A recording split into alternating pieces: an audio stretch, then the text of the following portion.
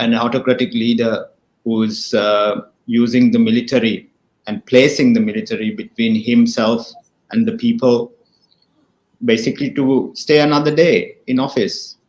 It has become a failed state. It's very unfortunate. Many people are going to die if it continues like this.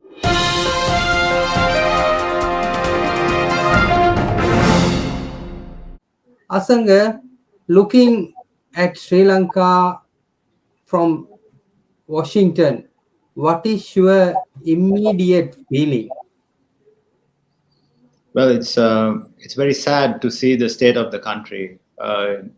Basically, I hear multiple news as well as from experts in the Washington circles.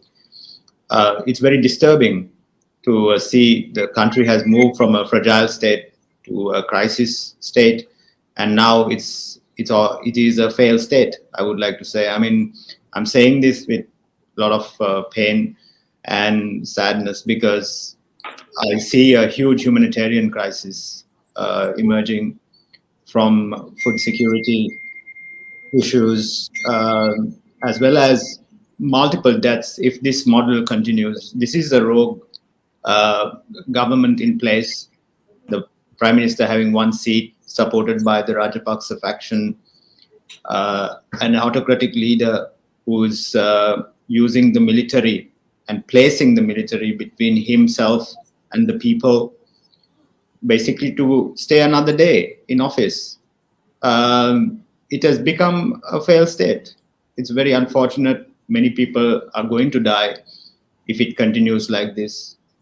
And the nation is actually in a serious crisis. So I hear deaths from long queues at the fuel stations, military, certain incidents reported recently, the brutality.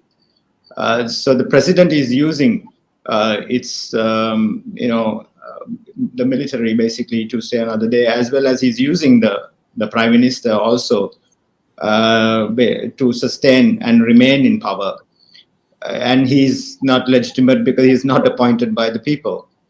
And the entire exercise, what they're doing is delaying the the foreign aid assistance. I heard that not even a staff level agreement was reached with IMF. 3 to 6 months of perhaps delay, because I mean Sri Lanka has gone to IMF 16 times, but we have not followed. We have not taken the recommendations, and we have not followed. Nations like Bangladesh, who has only gone 12 times to IMF, Nepal only about 8 times. So you see, other South Asian nations has improved, is going in the right direction, but Sri Lanka is unfortunately not going in this right direction. Asanga, recently I had discussion with several people, including economists. They have actually made their point of view with regarding to the bad state of economy in this country. But also, there are others actually said Sri Lanka is facing severe problems on the diplomatic front. Our diplomatic relations at its very worst point of the time, and very bad, very bad. This is what recently one of the top journalists, the veteran journalist, told me, who has a really good rapport with the government inner circles. So why we are facing this kind of situation? What led to this situation? Arun, if you read The Coming Anarchy to Sri Lanka, which I wrote in June last year, clearly highlights this situation, clearly highlights what's going on, how we will become to an anarchic situation where a functioning government will not be there. What is happening is right now is what I predicted 1 year ago. And the interference, the balanced foreign policy we had, and how we deviated from that, how the foreign secretary, who made utter mess, basically bandwagoning with the with one particular country, and then and questioning other nations also. It is, we have, none of our foreign secretaries have done something like this, and so it was a moment that we threatened multiple countries. We engage in a inward ultra nationalist policy prescription, irrational prescription, moving away from a balanced, non aligned foreign policy which we had. It was very sad. We saw it happening. I have written about this multiple times from last year, warning. But what they did was, you know, they saw the critics as the enemies. They saw the critics as the number one. The one, when I wrote "Coming Anarchy to Sri Lanka," I warned Sri Lankan regime, the policymakers, do not interfere with the, or intervene with the judiciary, the foreign policy.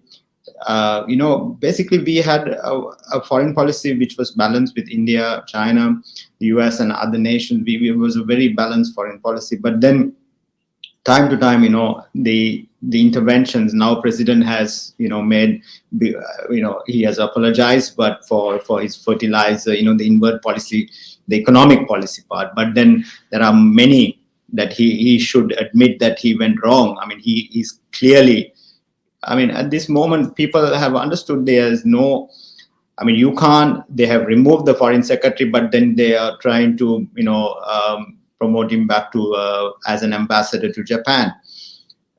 Look at even the policy directives taken right now. They appointed a casino boss with 9, you know, ministries or 9 institutions under him. Are these the most prudent, objective measures, Arun? I don't think so. I mean, is this what the IMF wants to hear, or are these the measures? So, unfortunately, I mean, India has come to, I mean, look at this, 3.5 billion was given from India. And for fuel, as well as, you know, multiple credit lines open, they come to our assistance. Sri Lanka has no other option than reaching out to other nations for assistance. And right now we are in a serious situation on debt restructuring because of our large amounts of borrowings. I've been warning about the debt trap issues. There were several, you know, academics who did not agree that we were in a debt trap, but I have been saying we are already trapped. We are in a strategic trap, and I've been clearly articulating this position. So what they did was they got rid of the critics who were talking about it, while the other countries have accepted, you know, the analysis what I have done, and the analysis that I did before I left Sri Lanka, which was more than 75 interviews that was captured, and the analysis which I did. I mean, the research, it clearly highlights the state of the country, the anarchic situation, and how it will, you know, the interference, the human rights issues, the minorities, suppression of minorities, community. I mean, look at the positions they take on labeling people as terrorists, the organizations as terrorists, and now the Qatari fund is not a terrorist. They are trying to delist the Qatari fund. So here is a country that you don't have coherent, consistent policies. What the people needed immediately, now what they protested and they got rid of the family, but then there is one member of the family still, you know, running the country, and he is the main problem. The problem is that he needs. I mean, president need to resign definitely, and the people should, you know, elect their new leaders, and immediately they should. And EU as well as India and many other, the consortium that the prime minister was talking, can support the next election immediately, because without political stability, where are this money going to go? There is a question that these people are asking, the foreign donors are asking. If we give money to Sri Lanka, they're ready to give money. But the problem is, you have a prime minister with 1 seat supported by the Rajapaksa, then the Rajapaksa still remains, other family members are not there. Then you have a casino boss appointed.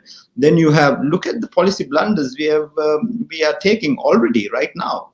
So It is a situation that people do not want to fund. There is a question. I mean, the Japanese government has mentioned this. India is concerned. I mean, some economists are saying that India should fill in, should support. But how can they support when you don't have a legitimate government? Asang, on particularly in this topic, I want to ask you a question, right? That in the social media, there were so many tweets and so many other memes also that our country's relations with top nations, especially Japan, India, and Western powers, and even with India, even with China, we don't have a very good relationship at this moment. Can you take me through what is the exact issues with each of these main countries that we are having with? Well, I can give you clear examples, Arun. Look at the MCC, the Millennium Challenge Corporation Fund, 480 million grant. What they did was the president appointed a committee. The committee came with the recommendations, the expert committee, saying that there is a national security threat. Basically, from Colombo to Trincomalee, there is an invasion. They're building a road for the U.S. invasion. So when we spoke about it, saying this is all, I mean, this is all concocted. I mean, there is no logic to it. There was a prior report which they hid, and these are the things on a footnote they have mentioned about the prior report which we did.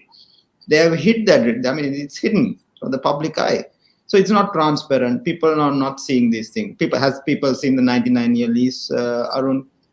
No, Hmm. they have not seen the port. Whatever that was signed in the port city. So these are the things. I mean, it's not a transparent country. It's run by few elites, and then you have, and unfortunately, people have been suppressed multiple times, and so you need to move out of this. So one incident I mentioned was the MCC, which was completely wrong, and Nepal, a country, again got the MCC. There was protest, but they managed to get the money. They are now developing their infrastructure. The other countries, I mean, China, we can be very straightforward. Look at this. I mean, in China, we have borrowed 6.4%, and one loan was 6.4%. Then some experts are comparing this with the Japanese loans. They are not the same. Around it's below 1%. The Japanese interest rates are. So you cannot compare the loans, and that the biggest problem the IMF is having with the restructuring is that they're not willing to restructure. So because if China adopts this as a creditor, so there is a problem because they would have to follow this to other nations also. Look at the position we took on India. I mean, it was completely wrong. First, we said we are India first and foreign policy. Then we changed the directive, saying that now we are Sri Lanka first. Or then we mentioned about human rights in Xinjiang in China.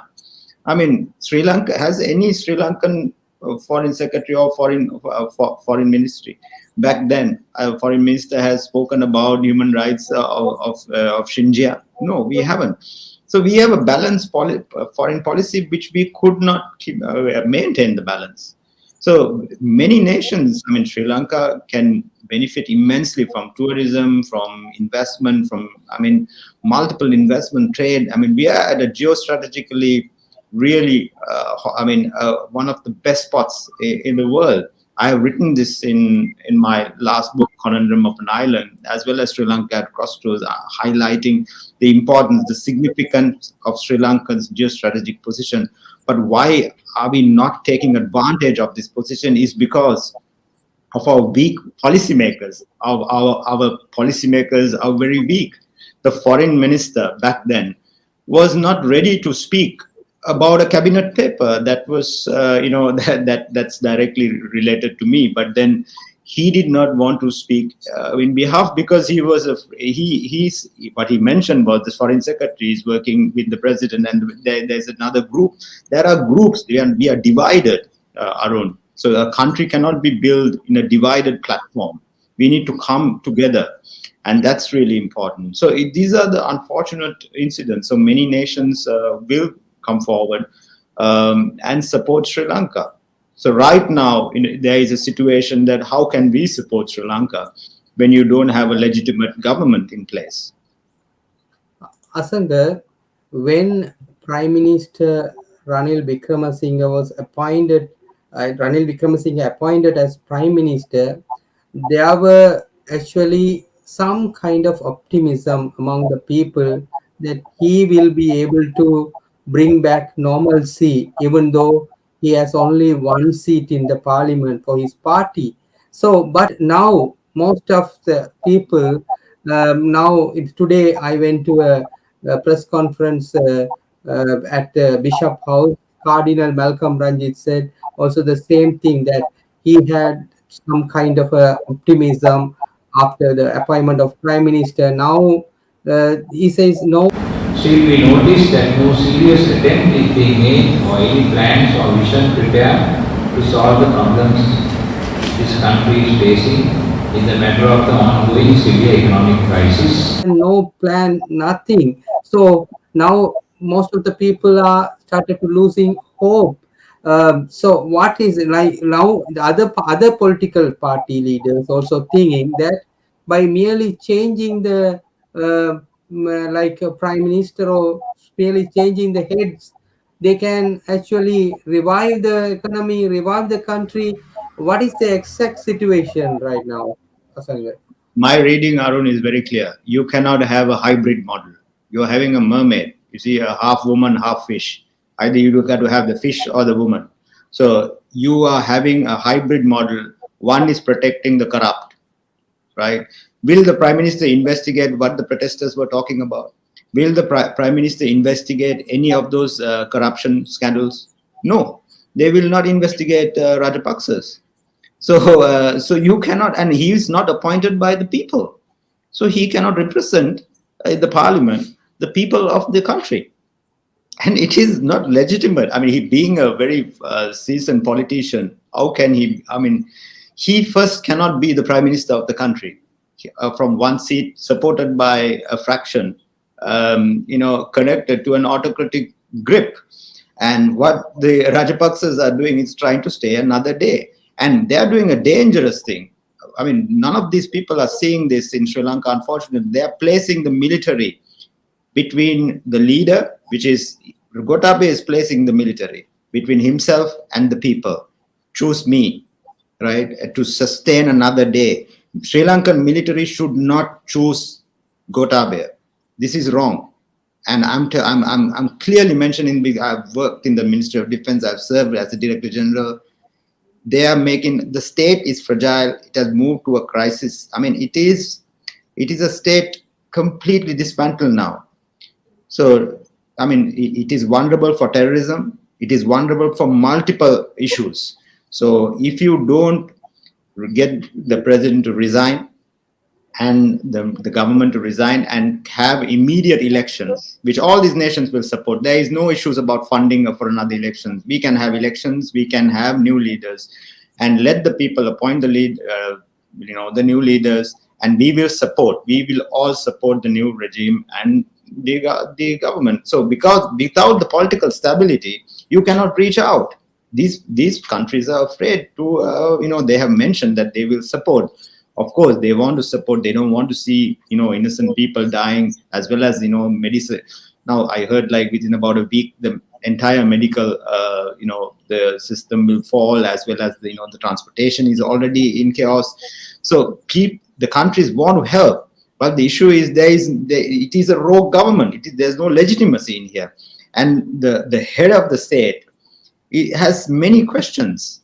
So when people came and protested, go home, it doesn't mean that all the family members go home and for him to remain. That is incorrect. So I think the religious leaders, everybody needs to come together. The military, the police. I mean, everybody has to come together and rescue the country. How to rescue the country? And this is the only recipe that I see, because you try to sustain for another 2 years, and the country is over. I mean, this goes on like this. And one of the fundamental questions that IMF or any lender would ask is that how long would this government last? You had 3 cabinets. Now you have a casino boss appointed. What is the logic behind that? Giving 9 institutions that he will rescue, and I saw that he will rescue in 6 months.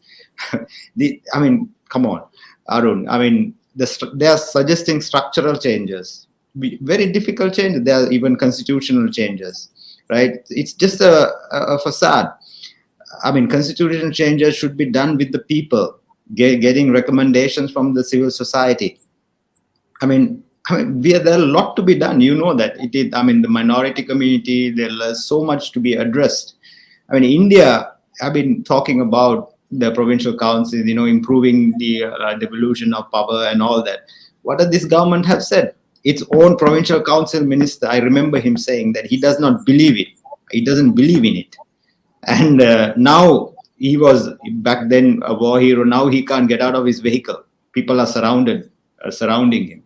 So you see, it is getting into. I mean, it is completely out of control. If you don't have some sort of control now, you will reach. I mean, it is going into a complete, I would say, humanitarian huge crisis. So, I mean, what I see is from my analysis is that immediate elections is required. International community should come forward to set up and assist Sri Lanka on the elections and to establish a more, I would say, a steady political system. Because without the political system, you cannot have the economic policies functioning. Because there's duality in the policies also. I mean, 5 days. How effective was that? Like give 4 days, public servants to work, and 1 day for them to grow vegetables. How effective is that, Arun? Asanga, like in social media, in people are expressing their opinion, and they say it is a curse of past mistakes that is haunting the Rajapaksas right now. I don't actually personally believe in those kind of curses, and I don't want revenge to happen to anybody. But what I'm trying to understand, that is like the foreign powers, are they trying to teach a lessons to this present government? Because this present government committed several foreign policy blunders. So are they trying to teach a lesson? Because compared to many other countries, Sri Lanka's debt is not that big, but still we are in this kind of a grave situation. uh, Please, what is your point of view? No, we are in a serious debt. We owe countries so much, and that's why we are defaulted also. And for the first time again, we defaulted. So right now, I mean, the external forces that we have, I mean, is very clear. You see the triple spears I have been speaking about, the India, China, and the US, is clearly visible in the country. So you need to sort of balance these powers. There is a great power rivalry going on in the Indian Ocean, the Indo-Pacific, the BRI, multiple, larger geostrategic equations, which we need to take into our foreign policy when we are calculating. The Quad is another grouping that's happening. The East Asia is, so there are multiple factors that we need to take as a geostrategic, hotspot sitting in the Indian Ocean. But unfortunately, these are not taken in to our foreign policy. It's like, okay, we go behind one country, we take the loans in, and that's it. So we forget about the human rights issues, we forget about the democratics. We will move in. Even there, the previous government was ready to even alter the political model, move away from a democratic model to a heavy militarized model. I have been speaking about this. Why do you have 27 military people appointed in multiple ministries? I mean, what was the message we are sending to the world? When the Human Rights Council was mentioning, some prudent measures, some important, valuable measures, we just completely ignored it.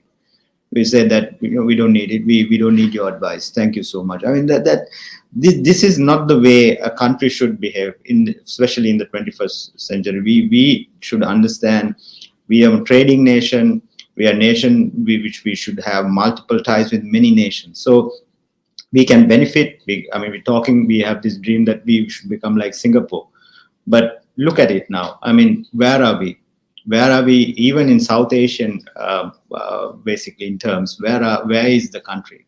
That's why it is. If you don't get the foreign policy equation right and reset it immediately, we are in a serious crisis. So right now they are talking about, recalibrating it, having a balance. I know Professor Gio, Pires have mentioned about this, but the problem is the entire political system. There are structural issues that you cannot address. Can you address the corruption scandals? Can you address the central bank scam? Can you address the Easter Sunday attack now? Can you address these things? No, because some of the people who was against it are now with the government, and now they're supporting it. The recommendations that they were speaking when they were in the opposition are no more, because here is a situation where the general polity is in frustration. They're angry. The mothers were there, the protests, the children were there. There was so many groups were there. It was not one political fraction. So government, you see, government cannot see the protest as it was done by one political fraction. It was not one. It was clearly not a one political fraction. I did some interviews with the protesters, several of them. They were from different groups. Asanga, if I am correct, you are the former director of National Security Studies at the Defense Ministry. I would like to ask these questions because now people in the south also talking about the military's attitude and the numbers of the military in the south right now. And right now, what is the total strength of Sri Lankan military? Because I saw website called World Population Review. In that, they say 255,000 active forces plus 97,000 paramilitary. They have mentioned it. What is the total strength of the military? And the concern about the budget allocation, about 15% of our budget is going to the military now. You also mentioned about that there's a need to reform and right size the military. What is your opinion on this topic?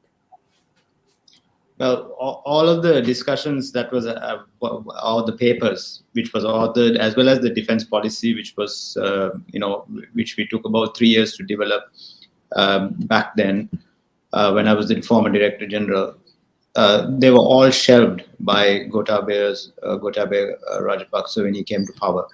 The national defense policy, which was developed, has all those areas which we had to address. Even going into the issues when a country is in a crisis situation, what needs to be done. There were two parts of it. One was the national defense policy. The other one was the national security policy, which highlighted when a country is in a humanitarian crisis, food security situation like this, what needs to be done? What is the role of the military? So unfortunately, what Gotabaya did was the approved national defense policy from the cabinet of Sirisena's regime was not given to the people. He made it classified, put it in one of the drawers. Right sizing, you mentioned a really important area which we worked on, how to how to get the military on the reconciliation path and sort of work towards building reconciliation mechanisms, as well as how do we sort of get the military involved, since we have a large military comparatively. How do we get them involved in sort of nation building, etc., and what areas we should focus them on? So unfortunately, all this were scrapped, and he introduced a new heavy militarized model, which of course I did not accept, and also the other researchers of mine. So all of my researchers are not in the country now, not in Sri Lanka. All of them are out of the country. They are the ones who have authored this material, how the to have basically a functioning military with strength, as well as looking after serious national security issues, such as what we had out on. We did a significant, area on a post audit on the Easter Sunday attack. Many issues. What were the issues that? Why did we not have proper communications channels? What were the issues? So we have done a lot of work, Arun. It's just that it has been discarded. So the model that Gotabe introduced was a very dangerous model. It was a model which I have clearly mentioned. It is going towards Myanmar. It is a prescription of altering the political model, and supported by, China mentioned initially that they would supporting from the CPC, as well as and which I was completely against. I said that because Sri Lanka is a democratic country, we have we had a lot of things which we have cherished from the past, so it needs to continue, not to alter. I was against the alteration of the political system or the political model. And unfortunately, Gotabe, his policies were completely directly from, coming from his advisors directly, and then taking forward. And these advisors, Arun, will leave the country when he resigns. So they will not be, they are to be questioned. And one terrorist expert I know very well, he cannot even enter Canada or Australia. So he had issues of entering India also. So there are issues. They will just disappear. What's going to happen is the existing institutions we had, which we produce so much of, papers, recommendations to the government, such as Lakshman Kadirigama Institute, where Dr. Ganesh and Vignaraja was there. They produced a lot of important and valuable information. What they did was they destroyed the entire state research, the institutions that they had. They took under the full control of those institutions, and they put their own puppets and got the reports that they wanted to hear. So whatever they wanted to hear, they got it. It was more like a propaganda work. So there's no research during Gotabaya Rajapaksa's time. And supported by, unfortunately, I have to mention this, so like Pathfinder Foundation, they supported that. They supported to destroy the local research institutes, and Milinda Morogoda was part of it. I'm not afraid to say this, and he was the person behind it, and basically orchestrating the Sri Lanka's foreign policy for Gotabaya Rajapaksa. Ambassadors have spoken to me about it. Sri Lankan senior ambassadors have told me about it. Foreign service officers have told me about it. I'm telling you the truth today, basically. So there you go. So it was orchestrated by one person, by an institution outside the government mechanism. A private institution cannot, orchestrate the nation's foreign policy.